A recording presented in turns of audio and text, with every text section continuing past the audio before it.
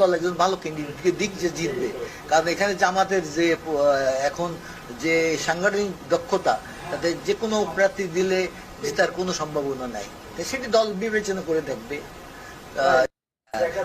আমি চাই আমার দল একজন ভালো ক্যান্ডিডেটকে দিক যে জিতবে, কারণ এখানে জামাতের যে এখন যে সাংগঠনিক দক্ষতা, তাতে যে কোনো প্রার্থী দিলে। হোসেন, আমি প্রিয় দর্শক, বিএনপি জয় বাংলা হয়ে গেছে। অবাক হচ্ছেন? আমি তথ্য প্রমাণ ছাড়া কথা বলি না, এটা আমার অভ্যাস নেই। বিএনপি জয় বাংলা হয়ে গেছে, তার ডকুমেন্ট সহ আমি তুলে ধরছি, আপনারা ভিডিওগুলো দেখবেন। চিন্তা করে দিবেন, কারণ দিলে কমপক্ষে 100 বার চিন্তা করে দিবেন, কারণ এরা যদি বিজয় লাভ করে তাহলে ভবিষ্যতে কোনো একদিন আপনারও বাড়ি ঘর দখল নিতে পারে, আপনার ঘর থেকে স্বর্ণ অলংকার টাকা পয়সা চিন্তাই করে নিয়ে যেতে পারে, আপনার বাড়িতে ঢুকে আপনারা মারধরও করতে পারে, ঠিক এই মহিলাটার মতো।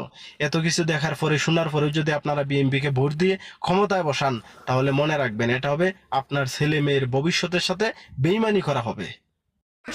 এরকম করে নাই, ওরা যা করছে মোবাইল তো নিছেই, যা যা ছিল সবই নিয়ে গেল, আর বলে কি পিনকোড দেয়। প্রত্যেকটা বাড়ির সাথে সাথে আমি আমার নগদ বিকাশের পিনকোড দিয়ে দিচ্ছি আঘাত পেয়ে।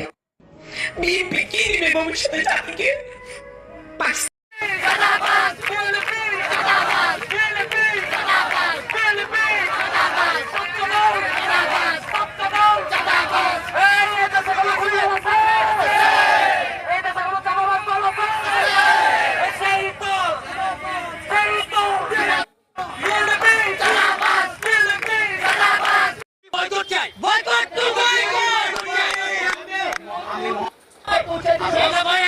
আমরা বিএনপি বয়কট চাই, বয়কট টু বয়কট। আমরা বিএনপি বয়কট চাই, বয়কট টু বয়কট। আমরা বিএনপি বয়কট। যার নাম যখন ঘোষণা হবে এই সব বক্তব্য দিবেন, যার নাম যখন ঘোষণা হবে এই সব বক্তব্য দিবেন, পরিবেশ নষ্ট করবেন না। এই লক্ষ্য নামা